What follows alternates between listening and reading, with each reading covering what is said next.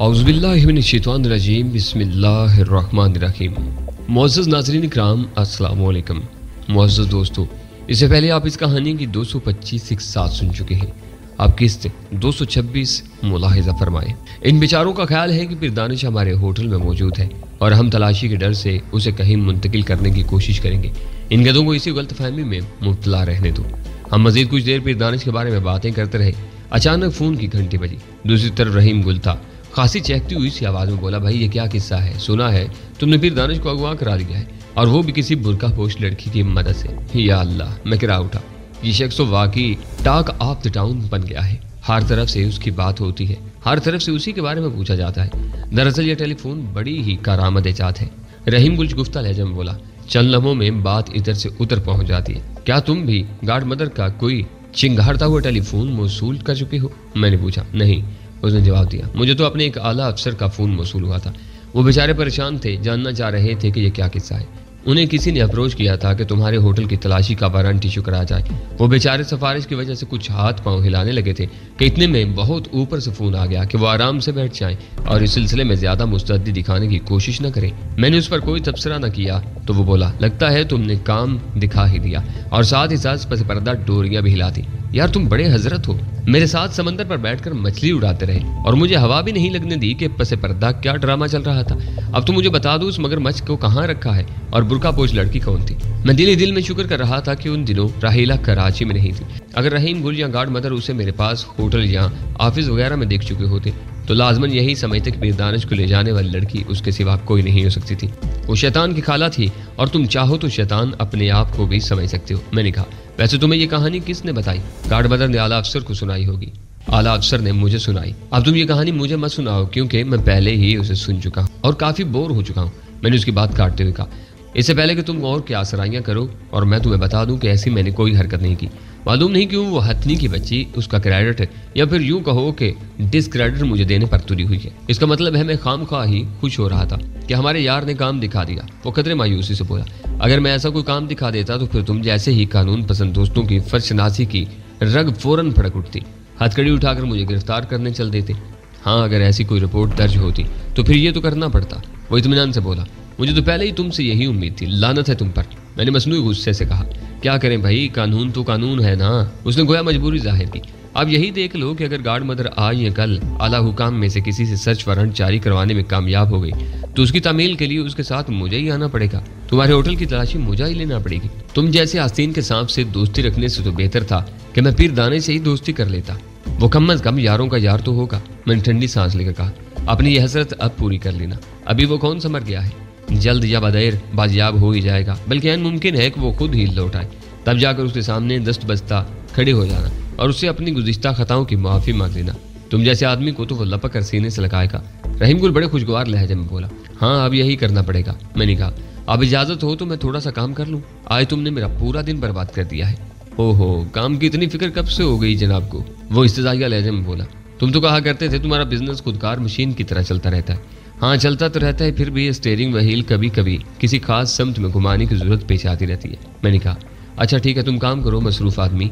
वो तंजिया लहजे में बोला, स्टीयरिंग व्हील इधर उधर घुमाओ, एक्सीलेटर दबाओ, मैं तुम्हारा कीमती वक्त ज़ाया करने की मुआफ़ी चाहता हूँ। खैर इतना ज़्यादा शर्मिंदा होने की ज़रूरत नहीं। मैंने कहा, तुम जैसे दोस्त तो होते ही वक्त ज़ाया करने के लिए, या फिर उनका मसरफ शाये होता है कि वो कभी कभार गिरफ्तारी और तलाशी वगैरह की धमकियाँ देते हैं। बरखुदार डर उस वक्त से जब इन धमकियों को अमली जामा पहनाने की नौबत आएगी। वो बोला, अच्छा खुदा हाफिज। मैंने रिसीवर रखकर एक तवील अंगड़ाई ली और जिस्म ढीला छोड़कर रिवाल्विंग चेयर के पुश्ते से टेक लगा ली। मैं पीर दानिश के बारे में सोच रहा था, वो इस वक्त कहाँ हो सकता था। मैंने आंखें बंद कर ली और एक लम्हे के लिए सोचा, काश मैं जादूगर होता या फिर ऐसी रूहानी कुव्वतों का मालिक होता कि आंखें बंद करके देख सकता पीर दानिश इस वक्त कहाँ था और क्या कर रहा था। टेलीफोन की घंटी ने मुझे ख्वाहिशों और ख्वाबों की उस भूल भलियों से निकाल लिया। घंटी मेरे आम टेलीफोन की बजी थी। मेरे सेक्रेटरी अंबर तो छुट्टी करके जा चुकी थी। होटल के टेलीफोन बोर्ड पर मौजूद ऑपरेटर ने मुझे बताया कि खातून आपसे बात करना चाहती हैं। कौन है, कहाँ से बोल रही हैं? मैंने पूछा। सर, उन्होंने सिर्फ अपना नाम गजाला बताया है और कुछ नहीं बता रही। वो आपसे कोई बहुत जरूरी बात करना चाहती हैं, ऑपरेटर ने बताया। अच्छा मिलाओ, मैंने जहन पर जोर देते हुए कहा। यहाँ तक मुझे याद पड़ता था मैं गजाला नाम की किसी खातून से वाकिफ नहीं था। कहीं कभी कोई सरसरी मुलाकात हुई हो तो मैं नहीं कह सकता था। लाइन मेरी और दूसरी तरफ से एक खनकती हुई सी हेलो सुनाई थी। फिर पूछा गया, आप अफजल बोल रहे हैं ना? میری ریڑھ کی ہڈی میں ایک سرد سی لہر توڑ گئی، کیونکہ میں نے اس آواز کو پہچان لیا تھا۔ یہ اسی برقع پوش لڑکی کی آواز تھی جس نے آج ایک بہت بڑا معمہ تخلیق کر دیا تھا۔ ایک لمحے کے لیے میں کچھ بھی نہ بول سکا۔ آپ بول کیوں نہیں رہے؟ خاموش کیوں ہو گئے؟ پھر جواب کا انتظار کیے بغیر وہ خود ہی بولی، شاید آپ نے میری آواز پہچان لی ہے۔ ہاں، میں نے آہستگی سے مختصر جواب دیا۔ تو پھر کیا آپ مجھ سے بات کرنا نہیں چاہتے؟ اس کے لہجے میں گویا صدیوں کی تھکن تھی، مگر وہ شائش گفتگی کا اظہار کرنے کی پوری کوشش کر رہی تھی۔ کیوں نہیں؟ میں نے سنبھلتے ہوئے کہا، تم سے بات کرنے کی آرزو میں تو شاید میں مرا جا رہا تھا۔ دراصل مجھے یقین نہیں آ رہا کہ کبھی کبھی کوئی آرزو اتنی جلدی بھی پوری ہو سکتی ہے۔ اوہ، وہ جیسے کچھ تمانیت سے ہنسی۔ آپ کی آرزو شاید اس سے بھی جلدی پوری ہو جاتی، لیکن بس کسی وجہ سے مجھے ذرا دیر ہو گئی۔ وہ خاموش ہو گئی، گویا اس کی سمجھ میں نہ آ رہا ہو کہ مزید کیا بولے۔ یہ خاموشی بڑی عجیب تھی، اس کے پیچھے ایک بے عنوان سا تناؤ تھا۔ آخر میں نے گویا تمہید اور گھماؤ پھراؤ کو بالائے طاق رکھتے ہوئے کہا، پھر دانش کہاں ہے؟ وہ دھیرے سے ہنسی۔ آپ سوال پوچھنے میں زیادہ تاخیر کرنے کے قائل معلوم نہیں ہوتے۔ اس کی ماں اس کی تلاش میں دیوانی ہو رہی ہے۔ میں نے کہا، آپ کو اس کی ماں سے ہمدردی ہے کیا؟ اس نے پوچھا۔ خدا نہ کرے کہ مجھے ایسے لوگوں سے ہمدردی ہونے لگے۔ میں نے ویسے ہی تمہاری معلومات کے لیے کہا ہے۔ میں نے ملائمت سے کہا، مجھے اپنی معلومات میں اس اضافے کی ضرورت نہیں۔ مجھے بخوبی اندازہ ہے کہ اس کی ماں اس کی تلاش میں دیوانی ہو رہی ہوگی۔ این ممکن ہے وہ پاگل کتیا کی طرح لوگوں کو کاٹنے بھی لگے، لیکن افضل صاحب، اس نے ایک لمحے کے لیے خاموش ہو کر ٹھنڈی سانس لی۔ کیونکہ نیا واقعہ نہیں ہے۔ اسی شہر میں گزشتہ چند برسوں میں بہت سے گھروں میں ایسی مائیں موجود تھیں، بلکہ اب بھی موجود ہوں گی، جو اپنے بچے یا بچی کی تلاش میں دیوانی ہو رہی تھی۔ ان کے بارے میں صرف پیر دانش ہی بتا سکتا تھا کہ وہ کہاں ہیں، لیکن کسی نے اس سے نہیں پوچھا۔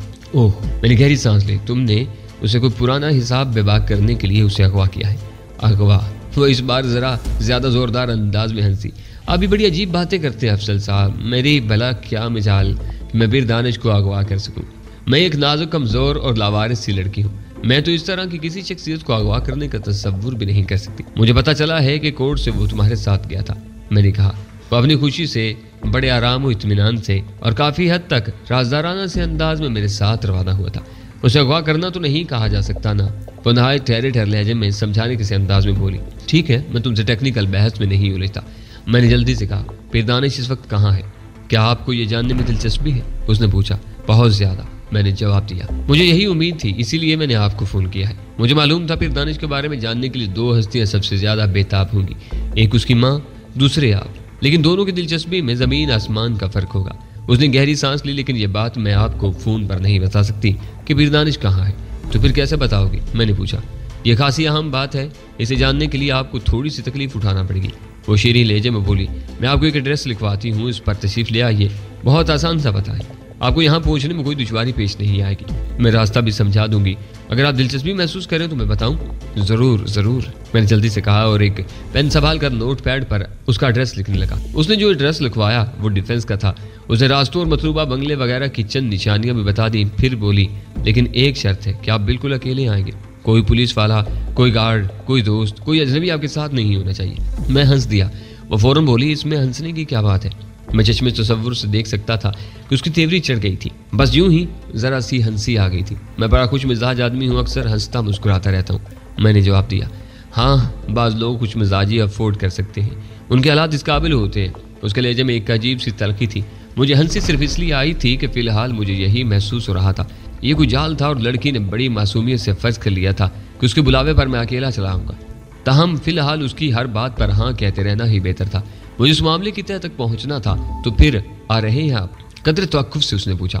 یقیناً، میں نے جواب دیا۔ ایک بار پھر واضح کر دوں کہ اس بنگلے میں آپ صرف اکیلے داخل ہوں گے، اگر آپ کے ساتھ کوئی اور ہوا تو گیٹ نہیں کھلے گا، آپ پیر دانش کے بارے میں جاننے سے محروم رہ جائیں گے، اس نے کہا اور یکدم یہ سلسلہ منقطع کر دیا۔ میں نے دھیرے سے ریسیور رکھا اور شفیع شاہ کی طرف دیکھنے لگا۔ وہ سنبھل کر بیٹھ گیا تھا اور منتظر نظروں سے میری طرف دیکھ رہا تھا۔ اسے اندازہ ہو گیا تھا کہ وہ کوئی اہم ٹیلی فون کال تھی۔ معمہ حل ہوتا دکھائی دے رہا ہے شفیع شاہ، میں نے ٹائی کی گرہ درست کرتے ہوئے کہا۔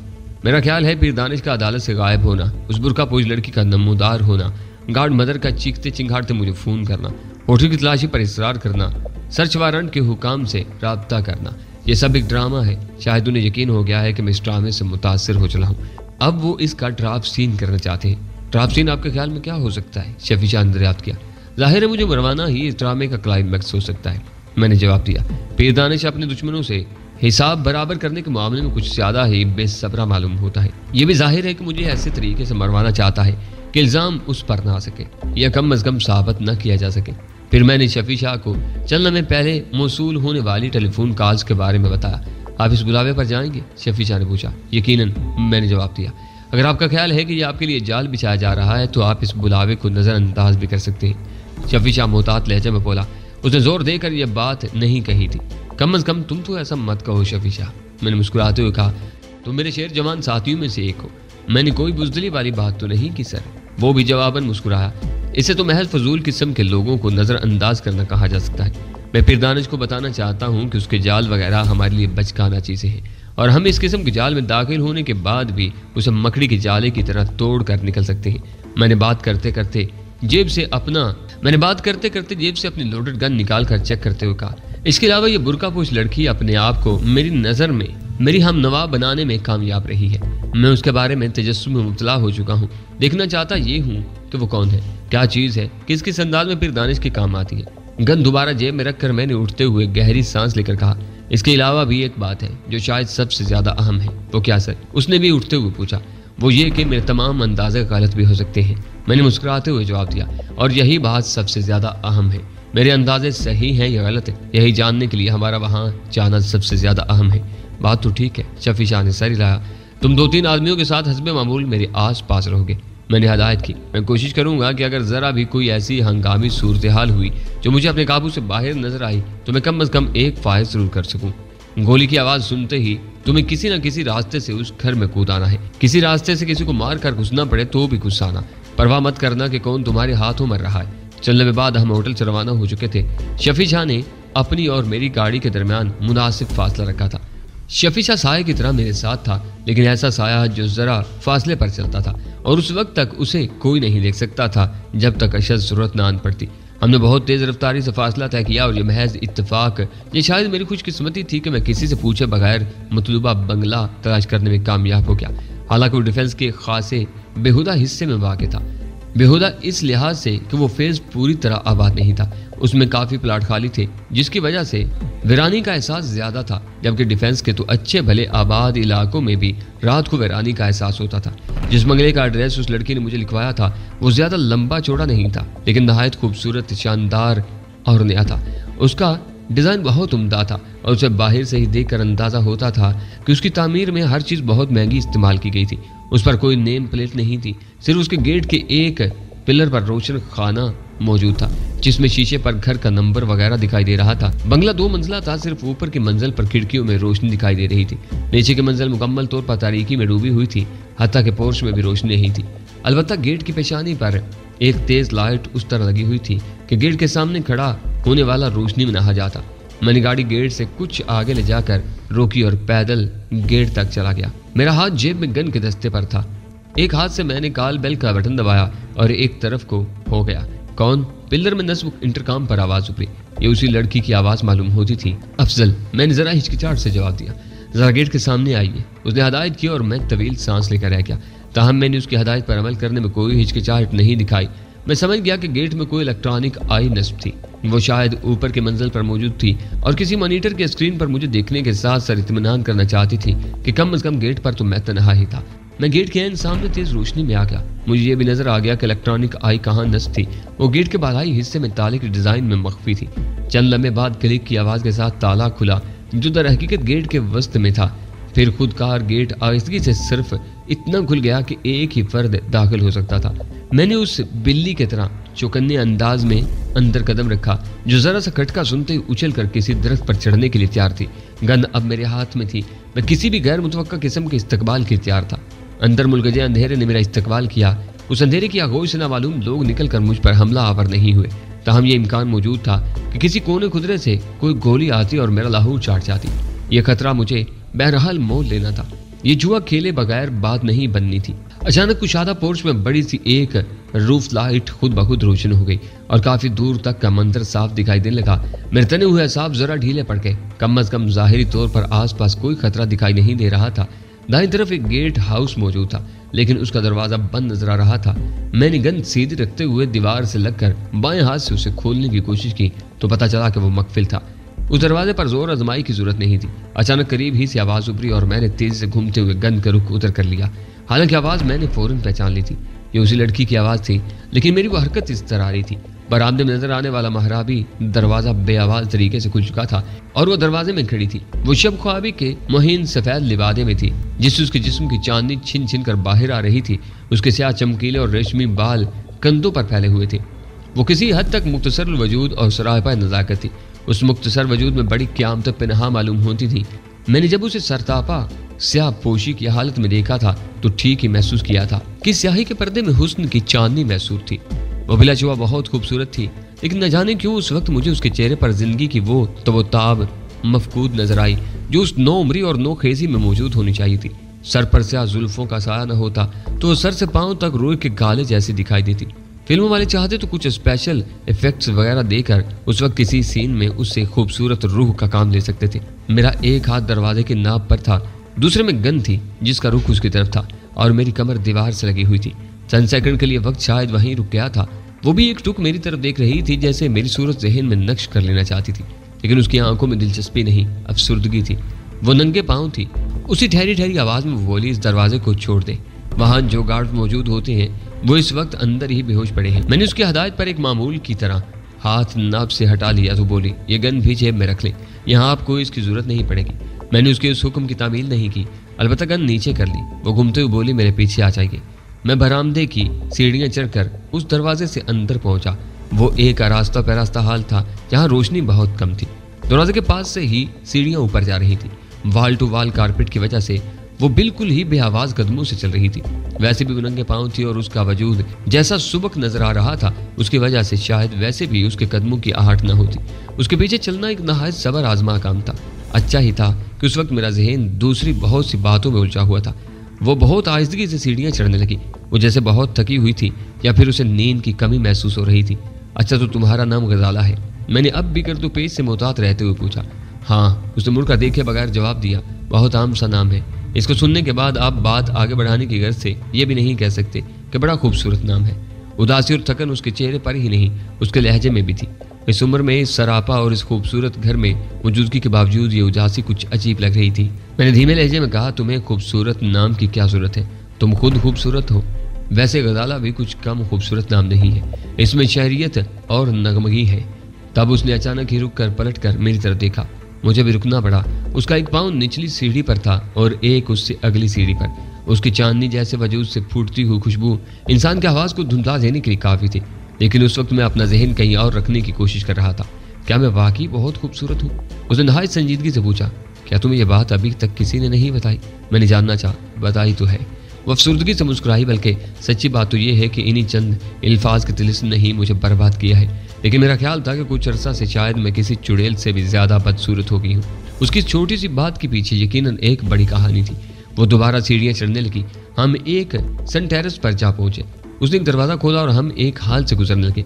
हर कदम पर जैसे मुझे अंदेशा महसूस होता था कि किसी मोड़ से अचानक बहुत से आदमी ऑटोमेटिक गन्नों के साथ निकलेंगे, गोलियों की बौछार होगी और मेरा खून उगलता जिस्म कालीन पर ढेर हो जाएगा। यह अंदेशा शायद मैं खुद ही ज़बरदस्ती अपने जहन में पैदा करने की कोशिश कर रहा था, वरना हकीकत ये थी कि मेरी नामालूम हिस्सियात मुझे बता रही थी कि यह खूबसूरत और आरास्ता पैरास्ता मकान इस वक्त किसी कदीम खंडर की तरह वीरान था। वो मुड़कर मेरी तरफ देखे बगैर बोली, मैंने आपसे कहा था कि गन जेब में रख लीजिए, यहाँ आपको इसकी ज़रूरत नहीं पड़ेगी। लेकिन शायद आपको मेरी बात का एतबार नहीं है। ठीक है, पहली मुलाकात में किसी की बात का एतबार करना भी नहीं चाहिए।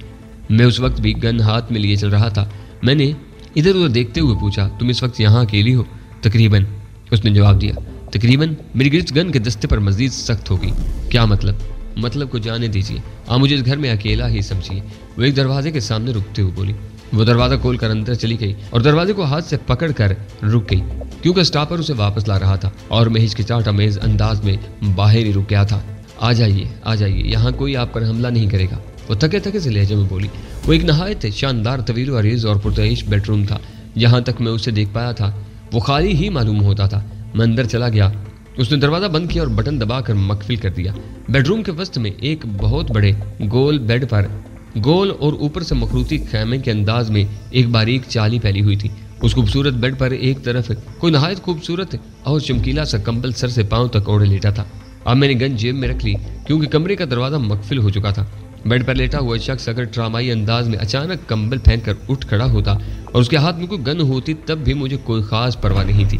अकेला आदमी ख्वाह मुसल्ला भी होता, उससे निपटना मेरे लिए कोई बड़ा मसला नहीं था। गजाला का नाम जरूरी नहीं था कि गजाला ही होता, ताहम मैंने सरदस्त उसका यही नाम दिल ही दिल में असल तस्लीम कर लिया था। उसने एक साइड बोर्ड से रिमोट कंट्रोल उठाया और बेड की तरफ उसका रुख करके एक बटन दबाया। बेड पर फैला हुआ जाल का बड़ा सा गुंबद सिमट कर ऊपर उठना चला गया और एक जगह गोले की सूरत इख्तियार कर गया। अब बेड पर जाने में कोई रुकावट नहीं थी। कमरे के एक हिस्से में नशिस्त का भी इंतजाम था। गोल गोल गदेले सोफों के दरमियान शीशे की खूबसूरत तपाई पर विस्की की बोतल खुली रखी थी। उसकी तह में थोड़ी सी विस्की बाकी थी। एक गिलास सीधा रखा था, एक लुढ़का हुआ था। कुछ दीगर लवाजमात भी थे। फ्रेंच क्रिस्टल की बड़ी सी एश ट्रे में सिगारों के टोटे मौजूद थे। उसके किनारे पर एक सिगार सालम भी रखा था। कमरे में सिगार, विस्की, कलोन और एयर फ्रेशनर, उन सब चीज़ों की खुशबुएं गुडमट थी। उसके बावजूद मैं सिगार की मखसूस महक पहचान सकता था। ये पीर दानिश का ब्रांड था। मैं कोशिश कर रहा था कि मेरे दिल की धड़कनें तेज ना होने पाए। मैंने गजाला की तरफ देखा।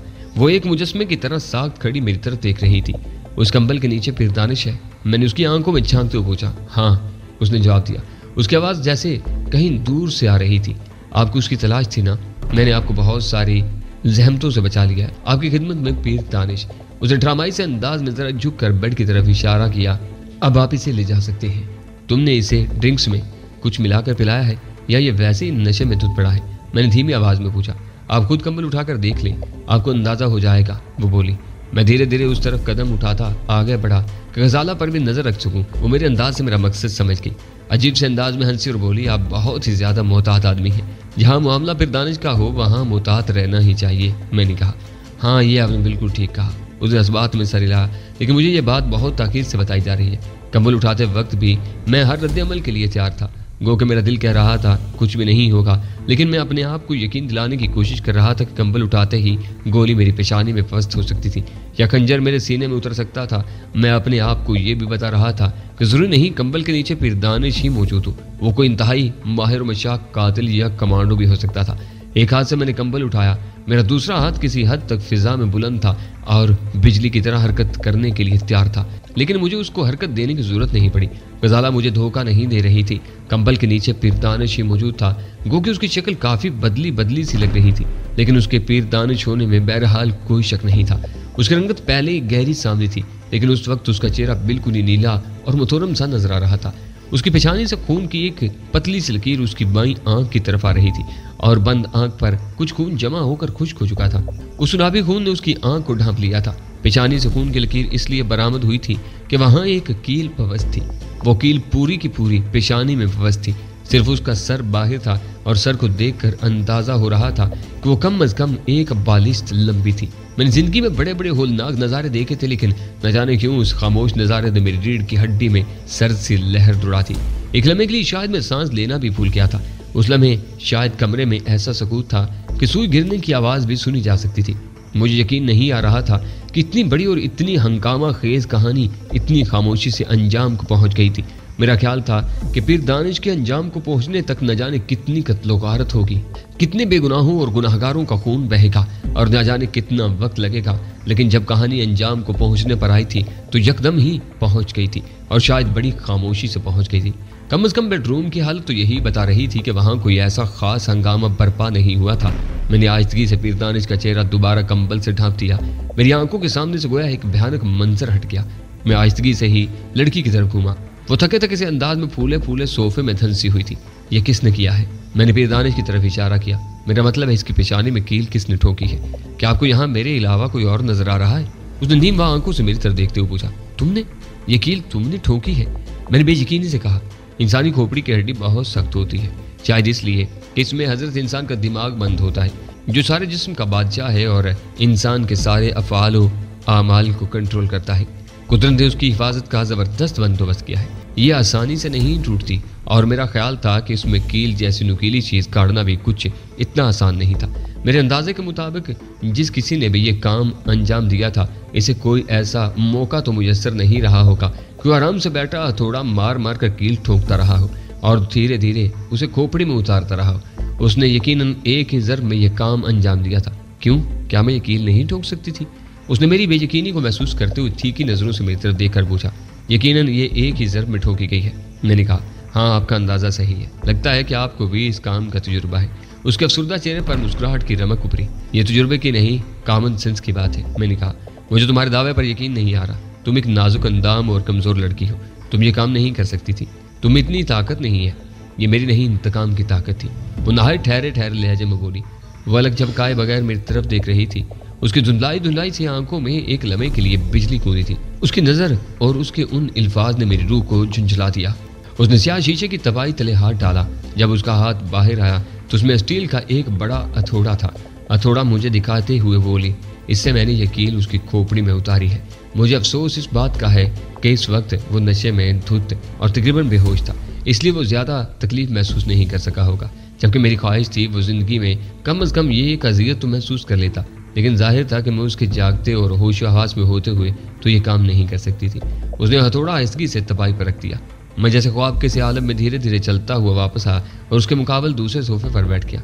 हैरत की बात यह थी कि अचानक ही मैंने खुद को भी कुछ थका थका सा महसूस किया था। हालांकि मैं शायद नादर ही थकन महसूस करता था। शायद उस वक्त उस घर के दौर दीवार पर और यहाँ की फिजा में थकन का बसेरा था। यह थकन मुझ पर भी न जाने किस तरह हमला आवर हो गई थी। मुझे तो उस वक्त कुछ और ताज़ा दम होना चाहिए था। मेरे मन की मुराद पूरी हो गई थी।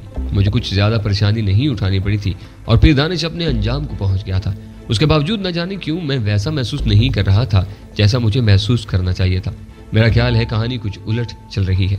एक लम्हे की खामोशी के बाद मैंने कहा, अंजाम पहले सामने आ गया और आगाज का कुछ पता नहीं। सबसे पहले तो मुझे तुमसे ये पूछना चाहिए था कि तुम कौन हो।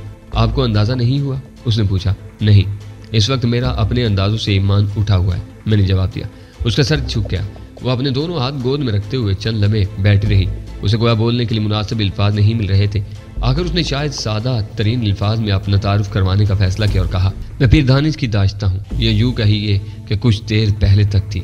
मैं एकटुक उसकी तरफ देखता रह गया। मुझे अपने आप पर हैरत हुई कि अब तक मुझे अंदाज़ा क्यों नहीं हुआ था।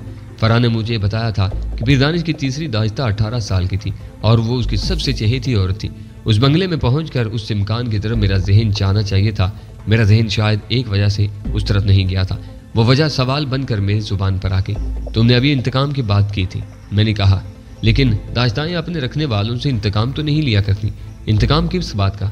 औरत अपने आप को किराए पर देना चाहती है, उसके मुतालबात पूरे किए जाते हैं, दुनिया की हर रसाइश उसे मुहैया की जाती है, उसे उसके ख्वाबों के मुताबिक रखा जाता है। दोनों फरीक जब चाहें किराएदारी का वो मुआहदा टूट सकता है।